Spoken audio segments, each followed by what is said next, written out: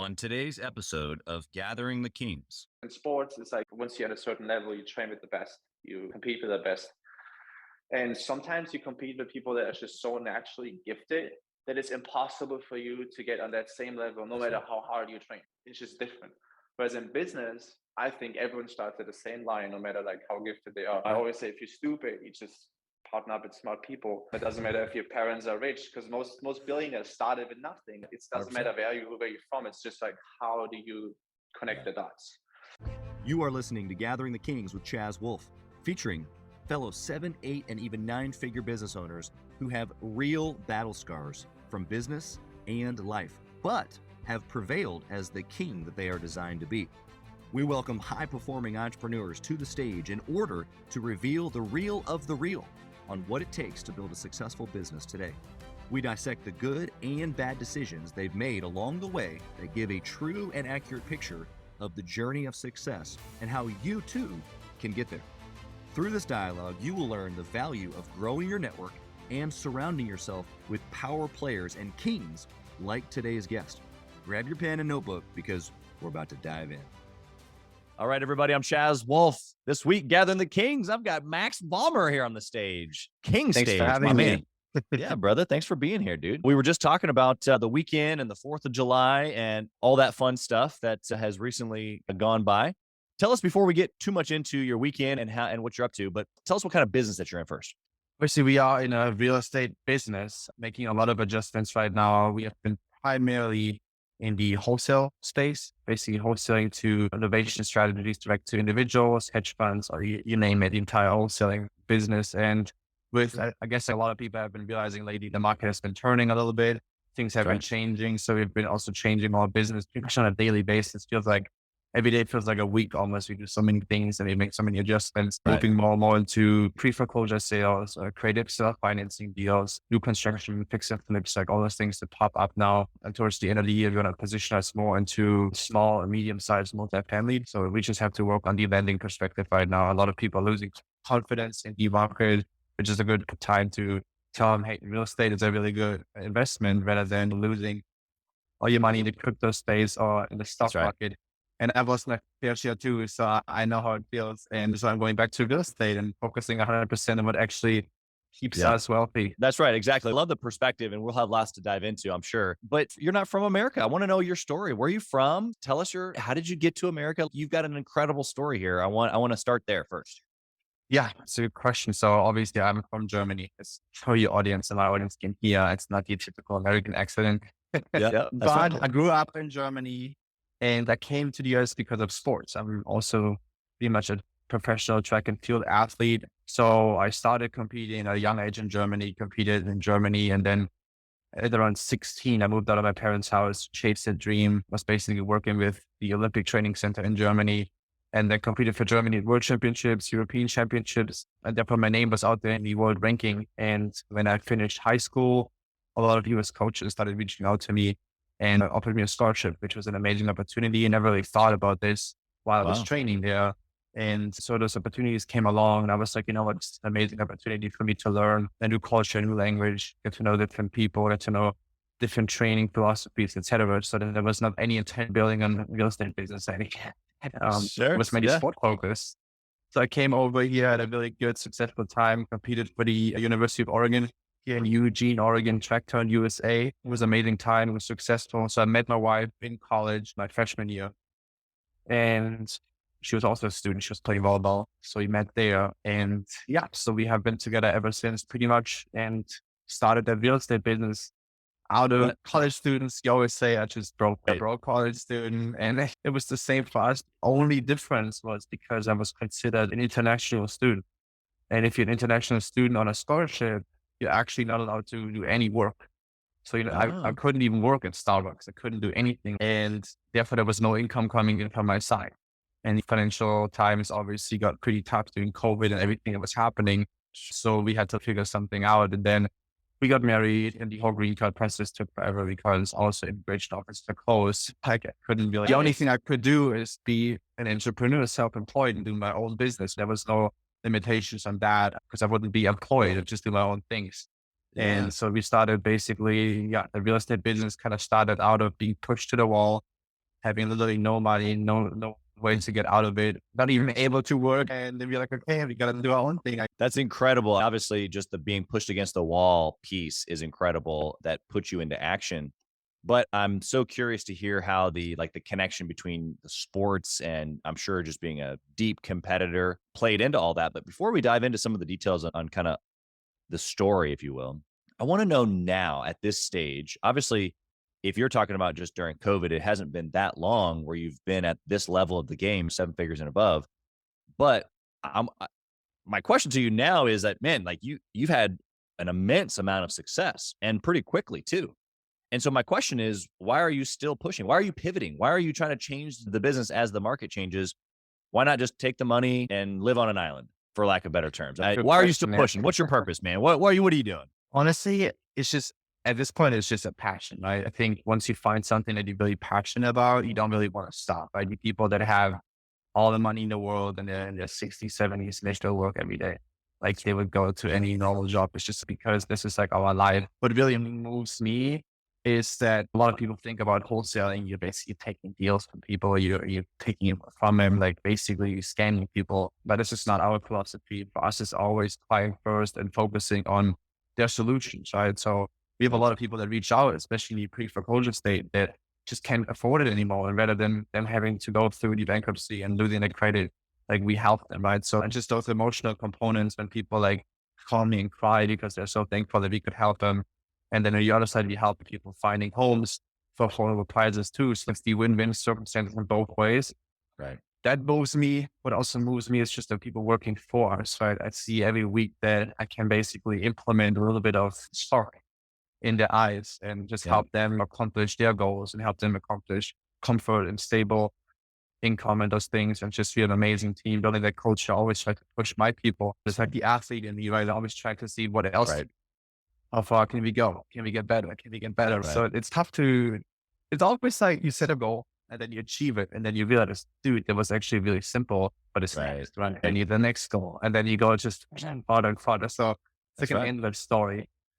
I love it. Yeah, no, you're 100% right. It absolutely is. You set a target and you crush it and you think, geez, what seemed so big then seems rather small now. And so I definitely relate to that. I think a lot of entrepreneurs can. Dude, you got to tell us the story. You get started and your back's against the wall here and it's like eat or not eat type of a situation. But tell me like the beginning pieces of it, but more so specifically, I want to know, you just mentioned your athletic background. How did being this this University of Oregon is like the place to go for track. So like, you're obviously a competitor to a very deep core. How did that play a role in getting the business started or even having quick success? Honestly, I think it was the key essence. I wouldn't be where I am today without it. I always tell people that sports in a way, it's like its own world where you can really train certain emotions and certain mindsets and you get the instant result, right? Where you think and feel, instantly you feel a result. And if you learn those things and implement them in real life, it takes longer for it to kick in. But all those tiny things you learn in sport about just, everyone knows it, right? And when you hit the flat, maybe when you push to the wall, you just need to be confident. Right? And sport is all about confidence, trusting yourself, trusting your abilities, and just being committed to working hard. It's about visualizing your goal. You have a clear goal. You know what it takes to get there. You're visualizing achieving, but you're going back and forth in that mental stage of this is how it feels if I accomplish this goal, I get myself in this position, I get myself up, and just using those imaginary success stories at the beginning to go through the hurdles that it takes to be successful. At the beginning, you have nothing and a lot of rocks getting thrown at you. So you got to really live more on the mental stage of this is how it's going to feel when I go through all the hassle and then I'm going to be successful. So this is what really helped me. And just like the commitment to hard work, right? I was used in my young years to like work really hard and always just see how far can I go. And there was a lot of tough times, man. It's still up to this point, but it never stops. There's just challenges just get different, get bigger. It's funny. I started rewatching last night, Last Dance with Michael Jordan, the documentary. And it's interesting, all the things that you're talking about here, especially thinking about it in business. Obviously, if you don't have this history in sports, it doesn't mean that you can't be successful in business. But the things that you're just talking about, getting better and plowing into something day after day, knowing that if I just keep at it day after day, I'm going to get better is so simple, but that just makes sense to an athlete. And so what you were just talking about, even back to your purpose of like, there's another level and you hit the target and then there's another level and another level. Even in the first episode last night, it was talking about Jordan in between his freshman and a sophomore year in college, or even his rookie year in the NBA. It was just like such dramatic growth because he just pressed in every single day. He chose to get better and better. And so tell us in that first year for you, like obviously it's only been a couple of years, but what was something that you did early on as far as a good choice that helped you either with that discipline or that was like pressing you into getting better? What was that one decision that you can share with us that really lit things up for you? Wow, I get goosebumps like thinking about year one, right? It was a crazy roller coaster. It started at $76 in the bank, and even going to bed, it was just stressful. You're like, oh, I don't want to wake up tomorrow because I'm going to go through the same thing again. And we didn't even tell a lot of people what we're going to do because it's always like once you do something different, a lot of people just give their negative emotions to be like, oh, this is not going to work. You always have people that don't have the same mindset. And I realized this early on. My wife started talking to her side of the family and nobody had an understanding for it. What are you guys doing? Just get a job, be secure, blah, blah, blah, right? All those things. And so we didn't tell anyone because I told them from the beginning, like, it's going to be so important for us to just be laser focused on our own thoughts. Everything that comes from outside, if we're not super strong of who we are, what we're going to accomplish, it's going to put us out of the boat. That's right. And it was the one good decision, just like not listening to all the naysayers. We were constantly looking for somebody who could say, yes, it's going to work. So every time we had a conversation and we like basically started feeling, oh, this guy is not going to agree with what we're going to do, or this girl, he shut it down and just like change topics because that's right. I didn't want to get into that trouble talk.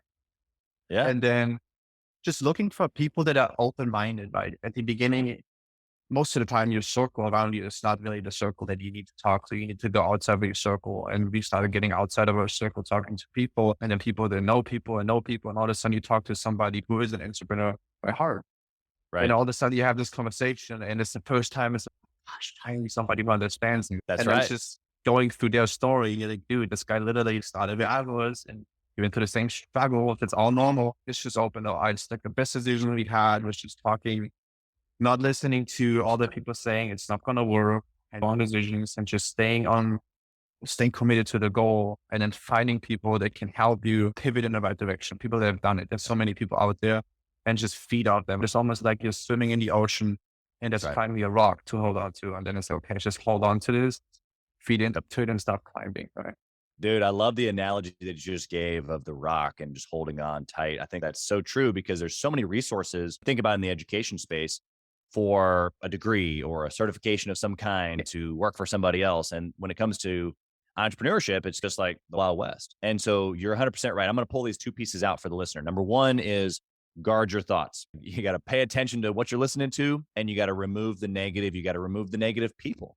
I think that's huge. I think a lot of people hear this, but really what that looks like, what you were saying, is keeping your plans maybe to yourself, not even sharing with friends or family, maybe not being super open or loose-lipped when it comes to sharing the creative ideas and things that you're trying to do. But then on the other hand, it's not just doing it all by yourself. You said, find those like-minded people so that you can share. Because I do think it's important that you don't just keep it all in, because then you're just going to create your own island and that'll just cause a whole nother level of stress. But you're saying connect with the right people because you're right, dude. I loved how you said when you find that right person or a group of people and you're like, these are my people, my tribe. They think like me. They feel like me. They take risks like me. They're crazy like me. It almost gives you permission to be fully you as an entrepreneur. Yes, you feel a lot more secure around those people making your own decisions because you're like, they just do the same thing. So what we realized really early on is we cannot get to where we want to be just by ourselves. Like you mentioned, it's put the nail on the wall. It's just the one book I was reading early on was Who Not How. And it like really blew my mind. I was like, okay, like, cause I always had this mindset, like, how can I get there? How can I solve this issue? But never who can help me. And once we changed it, so every time there was a question or an issue or anything, we looked for people that can help us. Now you're building your network, you're building people that have the expertise, right? And at some point, there's always this win-win. You can tell them something that they might need and you can start growing. So it's always about, you're only as good as the people. Honestly, that's just what I think. And at the beginning, you might have this feeling like, why would people just give me all the knowledge that I need? Right. But so many people are so open to share because they started back in the days needing somebody to help them. So it's this like chain, right? And then 5-10 years later, they're like, you know what, I'm going to give back. And then it just starts over and over again. So like masterminds or any kind of get-togethers of like-minded people is important to build or to collapse time. But for me, what was so important is, and it's a little bit different in sports, right?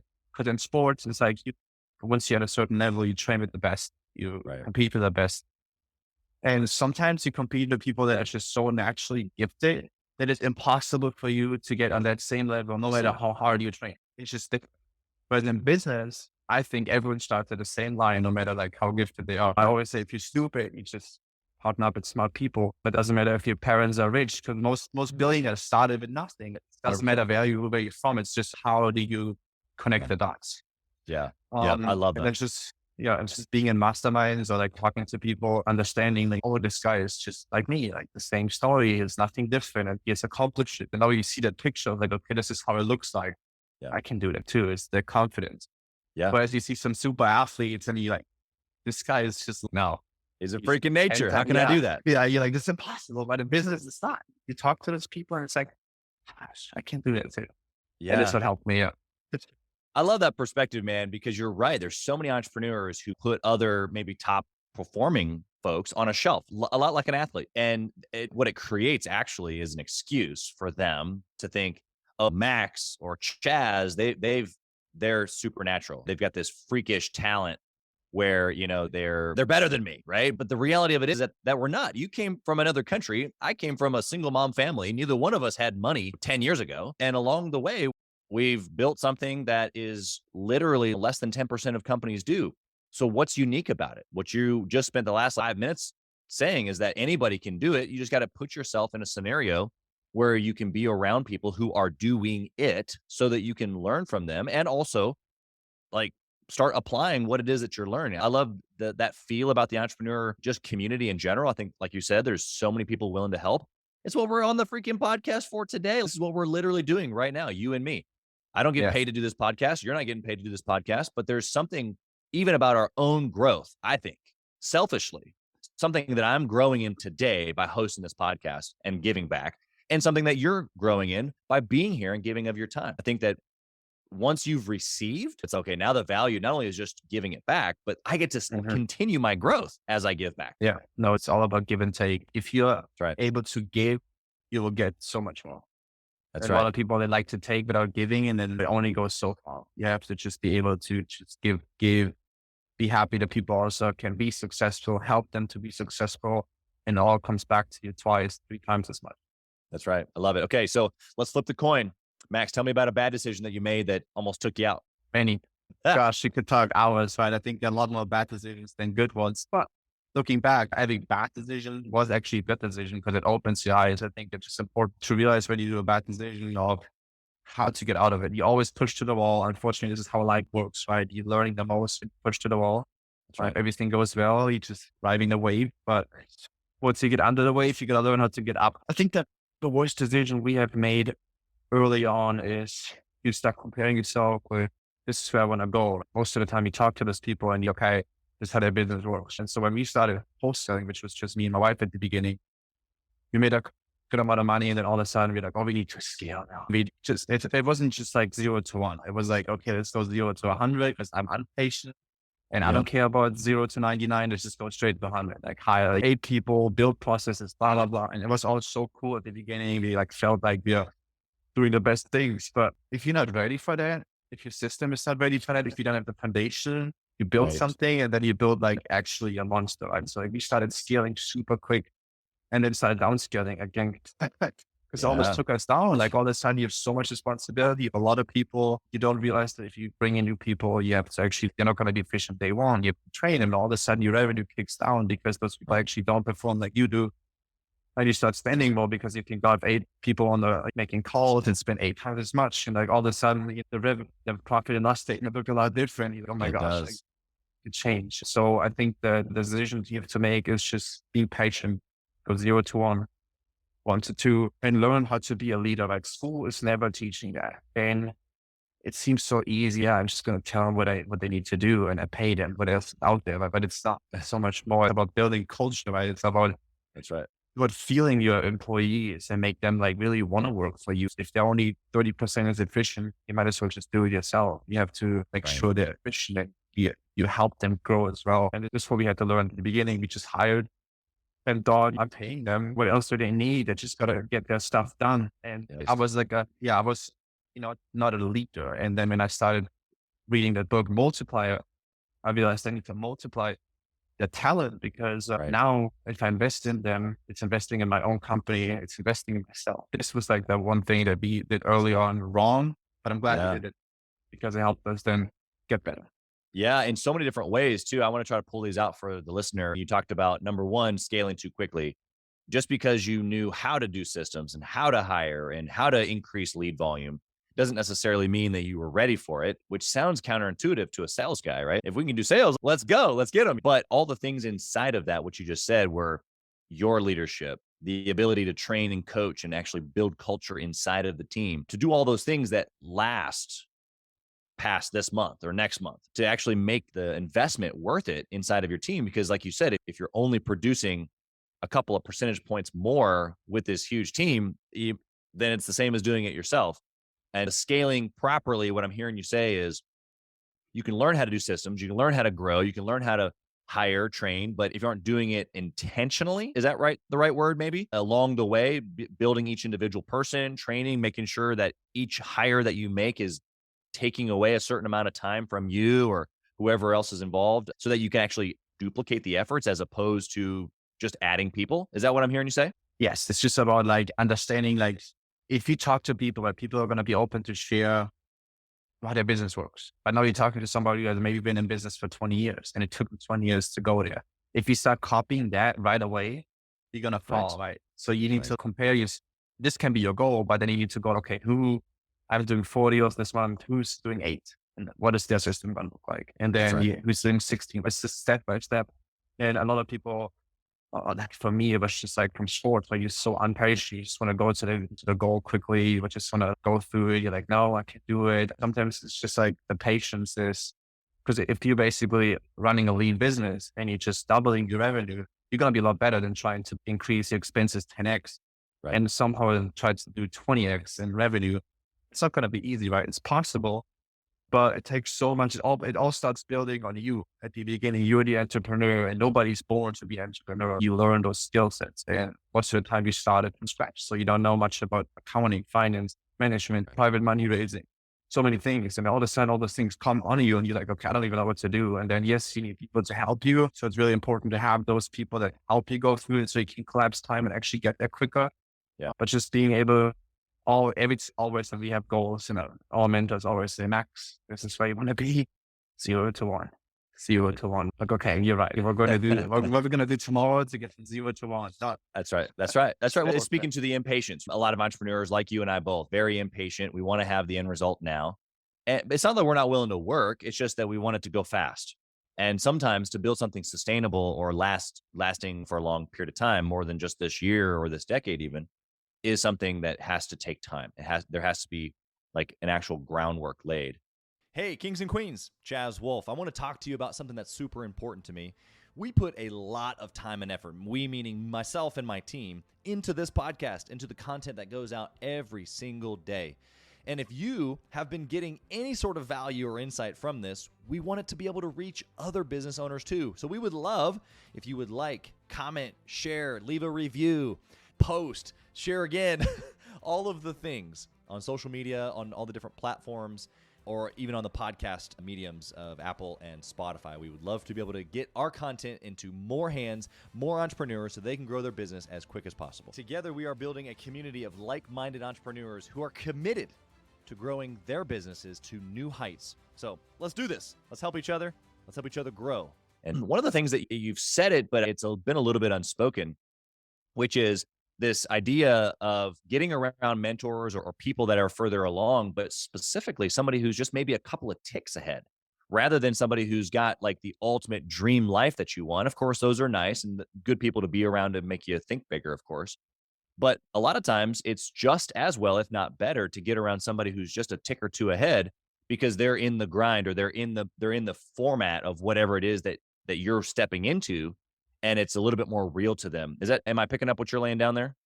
Oh, you put it so good. Right. I mean, gosh, when we started, we like always wanted the mentors that are like 50x where we are, like crazy people.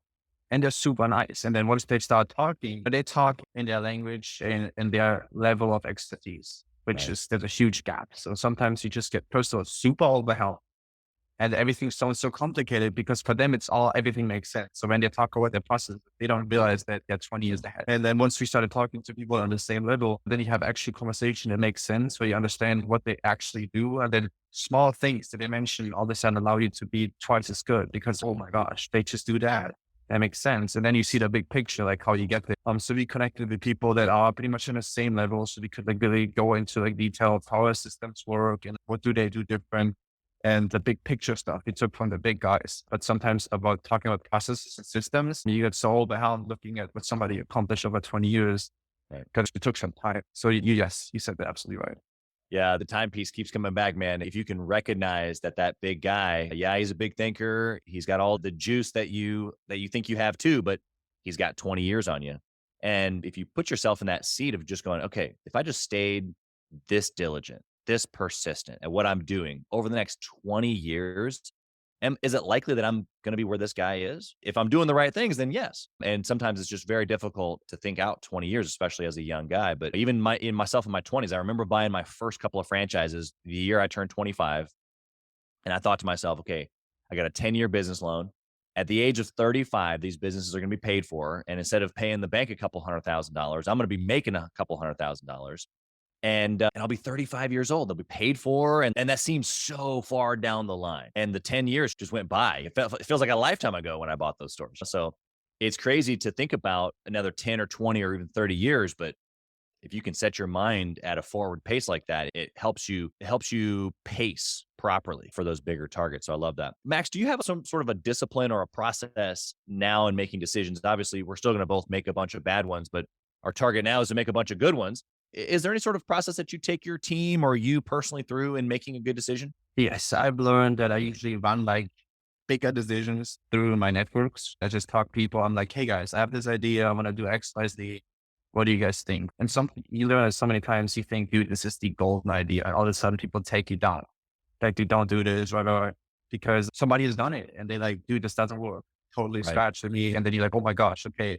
So what are you guys doing? And then you can take those ideas, brainstorm, and then build something that actually works rather than just be like, this is my idea and I'm going to feed it to my employees and they're just going to use it. I always talk to people that are smarter than me, get their feedback. Most of the time they have done it already or have done something similar and take that, basically then give them a proof of my idea and then take it down to my employees and start working it. This has helped me really making the right decisions. Because like you said, when you make wrong decisions, you learn a lot, but also it takes you usually some time to get back. That's right. So once you can really spend some time initially on the decision, making sure it actually works and it's proved by somebody that knows actually what they're doing, then you can make quick progress. That was one of the major things we've learned that allowed us to go really quickly, really good in our business, just talking about our decisions. So we had less things that we did wrong. Obviously, I'm not saying like day-to-day decisions, like small things, but like big things like, hey, let's add this acquisition arm or let's start hiring those two positions, those kind of things. And then big decisions that impact you and they can like screw you. Those ones you want to definitely run to people that have done it or at least know what they're talking about. Yeah, no, I agree. I think that what you just said makes a lot of sense. And a lot of people don't actually talk about it. I don't really press into it a whole bunch, but it's exactly how I feel, which is this. You're right. We all make big mistakes and we can't as entrepreneurs be afraid to share them because that's how not only do we learn individually, but then I'm learning from you here today and the listener the same. But I'll tell you, the better that we get, it's because we make better and better decisions. It comes down like where we are today is based on the decisions that we made 10 years ago, like I just said. So whatever you were doing 10 years ago and those types of decisions have literally led you here today. Now, maybe you weren't in business 10 years ago like I was, but you were making decisions on an athletic perspective of persistence and pressing through and doing things that are hard and all the things that in the last couple of years in your business have allowed you to scale pretty quickly. And so it's, again, going back to the decision making, I think that if as an entrepreneur, we can just create this history.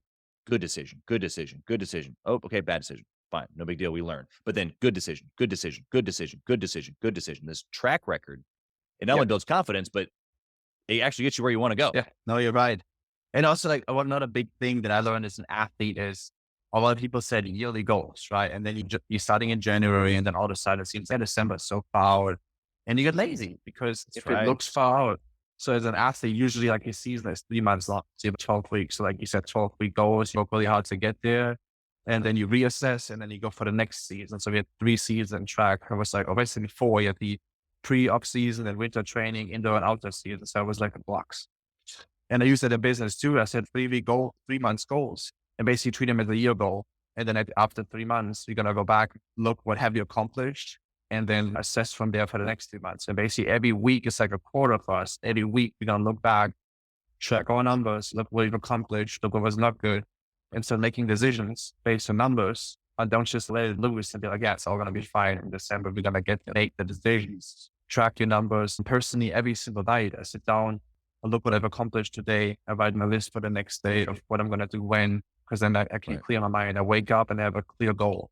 I don't have to wander around and look like, oh, what am I going to do now? Oh, I got my phone, Instagram, whatever. No, I know exactly. It's 8:15. I got to go and I need to do exercise. It just goes on. That's right. So just managing your time and just like setting smaller goals along the way. It's all like a big rock and then smaller rocks along the way to get to the big rock. So this is really important. Yeah, there's that famous phrase of entrepreneurs overestimate what we can get done in 3 years, but underestimate what we can get done in 3 months or whatever that phrase is. Absolutely. And it's like, man, if we get caught in the too far, nothing ever gets done. But if we can really hyper focus, dial in on what we're getting done over the next quarter or even next month, next week, that's when progress really starts to happen. So I appreciate that perspective. Max, I want to go to the speed round here. My first question to you is a tough one. You're a numbers guy, so I'm curious to know here. What's the one metric, if you had to boil the entire business down to one metric that you could track forever and ever, and you didn't get any other metrics, what would that one trackable metric be for you? That's easy. Like we always call it efficiency. We have those meetings on a daily basis with my employees. It's all about efficiency, right? And I don't care if it takes them 2 hours to get it done or it takes them 8 hours. Like I'm not that guy. I'm like, you got to work 8 hours. Like I give them tasks. Everyone knows where we're heading. Everyone has the 1 week, 1 month, 3 month goal. Sure. And it's about efficiency. It's about thinking outside of the process. Like, how can I get there? What can I do next to work there? And we track efficiency in a lot of our numbers of what decisions do my employees make to help the business grow there and how efficient are they, right? I don't want people just to sit there 8 hours and just killing the time and like trying to look efficient. Like sometimes people think, oh, if my people work 8 hours, they're going to be efficient. No, plus, if you want to work 2 hours, but you get everything done in 2 hours, I'm fine with that, right? I still pay you for 8 hours.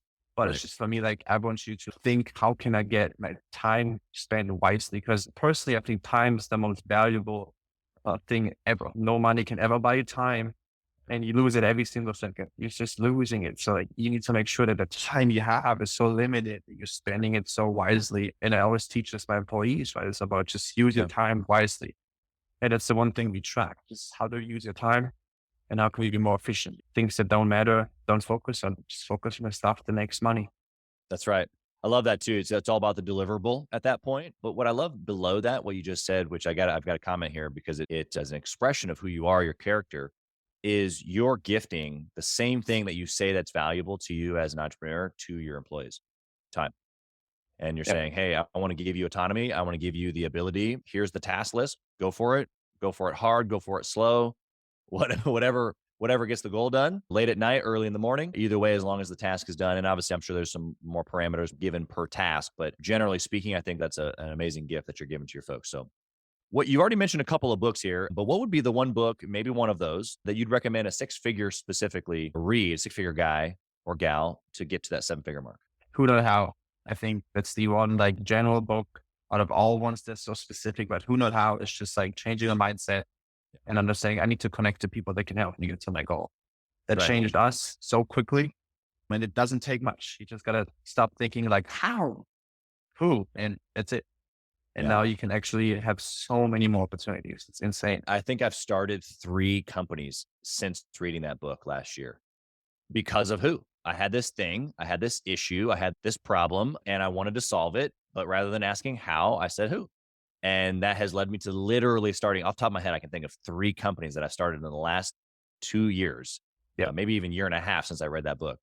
And I think that's a great read. What would you recommend you mentioned a lot of mastermind or networking opportunities. Obviously you find value in that. Usually my question is, do you do it? We already know that you do, but what would you recommend right now? A 6-figure guy who hasn't invested time or energy or space into networking or masterminding. What would you say to that person? Go out and network. It's so simple, right? Some people have the impression that it costs money. Yes, like really quality networks usually cost money to enter, but really change your mindset. And I also had to change that is it's not an expense. It's an investment. Everything you spend in networks and masterminds, if you don't get it back 10, 20x, you're wasting your time. You got to get out there, right? Because you're not using time efficiently, you're not talking to the right people, but even on a free space, right? Depending on where you are, but in most bigger cities, if you're in real estate, there are local real estate meetup, right? There's so many meetups in any kind of regards. And you just go there and talk to people. And there's always going to be somebody who has the next idea or who's just a tiny bit ahead of you who wants to help you, right? And then you talk to them and then you use their network. So you're just building it. At the end of the day, it just takes one person to start with. And then this person knows two. And then you have three. And then it starts expanding. It's like a tree. So it's just like going out and talking and just not being afraid of sounding like you don't know what you're doing. Sometimes people just want to sound like, oh, I know everything. But if you actually like more open and you share, I don't know what I'm doing. Can you help me? It gets you a lot farther than, yeah, I know exactly what I do. I'm like king, but deep down, you're like, I really help. Just ask for it. You'll be surprised how many people are happy to help you without charging you or those kind of things, or charging a small fee, or just like in return to something that you might know. It's a give and take. If you are willing to give, you'll get back. That's right. I love it. That's good. Last question for you, Max, is if you lost it all, your entire business that you've scaled so quickly, if you lost it all, what would you do? We'll do it again. So quick. So do it again. You would go through year one, even though you told me year one was as a roller coaster like none other, you'd do it again. Well, obviously, the one thing I always say, right, you can take anything from me. You can take my money, my company. You can never take my knowledge, right? Everything I've learned up to this point will always be there. So if I fail, I just do it again. But this time I have so much experience. I know I would make better decisions at the beginning. So be probably a lot quicker. But that was the one thing when we started because we were young and we talked to our mentors and people always say, gosh, you guys are so young. Don't be so scared. If you fail, you just do it again, right? If you're 50, you got to think differently. But if you're in your 20s and you do a business and you fail, you just do it again or you do something else. But you have learned so much from it. Like just what I've learned in the 2 years, gosh. That value itself is like priceless. 100%. That's funny. That makes me think of before I bought my first franchise years ago, I had a buddy that asked, it was an edible arrangements fruit franchise. And so he was like, what if people stop buying, fruit baskets? Yeah. I was like, that would suck. But I'd probably, at the current time, I had just come out of sales. And so I was like, I'll probably get a sales job. I'd pay off the loan. And then I'd probably do it again. And he just looked at me like, dude, you're nuts. I'm like, I think that's what I'm going to do. And so you're right. You just got to press in and sometimes you fail. Sometimes it works. As long as you have more wins than losses, the overall result is really what you're looking for. Max, how can someone listening today, you've been incredible. First off, how can they connect with you? How can they find you on social media? I want these guys to be able to get some value from you. How can they find you? Yeah, I'm super open. If you just reach out to me in social media, I'm always here to help. And then again, like I mentioned, I've received and I'm willing to give. So social media, Instagram, Facebook, we started some YouTube and we got to get it back on, but it's in a progress, but it's basically just like Max. And Facebook is Maximilian Vollmer. So Maximilian is my full name. And yeah, we also have we just recently started some mentoring because I realized that we've had a lot of people reach out to us on the beginning side asking like, hey Max, how can I get started? At the beginning, you have so many questions that are easily solvable. And we started taking some people on for mentorship. Basically right now, it's not a coaching business, the one-on-one mentorships. I actually spend 1 hour a week with all my current students talking through anything. We have some people in multifamily, some people in new construction, some people in flipping, whatever it is. But the major thing at the beginning is so fundamental, just building the system. Yeah. 0 to 1 processes, starting to hire, like all those things, building a virtual team, building a local team, whatever it might be. And we are just like an open book. Really share whatever we have. If I don't have it, I connect you to somebody who has it. So we started this and it's really amazing because it's like one of our passions is like helping people. I always enjoy helping people because it's like you said, almost it feels like you're on success too. People like getting out of certain circumstances just get so happy. Sometimes I'm even more excited than the person that actually lived through it. 100%. Yes. So I know that. To help. Yeah. I'm happy to help. So if you guys reach out, you can connect and see how I can be of any value and we can take it from there, but just hit me up on social media. Yeah. That's great. Max, we so appreciate you and obviously wish you nothing but success in all that you're doing. But the information that you've given to us in such a short amount of time here today, or even just a short amount of time in your business even, it's just been, wow, you're a studied individual and we're better off for knowing you. So thank you very much for giving us your time. Appreciate it. Appreciate you guys. Thank you. Yeah, man. Thank you for listening to Gathering the Kings today. I hope that you were able to pull out a few nuggets to go apply into your business right away. More importantly, though, I hope that you're realizing that it takes more to be successful than just being by yourself, doing it all on your own, carrying the weight all by yourself. What I have realized, not only in my own journey from multiple businesses and multiple different industries, and now interviewing over 200 or 300 other very successful 7, 8, and 9-figure business owners, is that it's tough to do it alone. And so Gathering the Kings exists to bring together successful entrepreneurs. In fact, we are putting together 1,000 kings, specifically who are grateful but not done. We're intentionally assembling kings who fight tooth and nail for their business, family, and communities. And here's what we believe, that in the pursuit of excellence in those areas, that it ignites within us the responsibility to govern power and forge a lasting legacy. So if that relates and resonates with you, and you know that you need people around you, sharp, qualified, other very successful business owners, I want you to go to gatheringthekings.com. I want you to take a look at what we're doing and see if it makes sense for you to be part of our pursuit to 1,000 kings. Talk soon.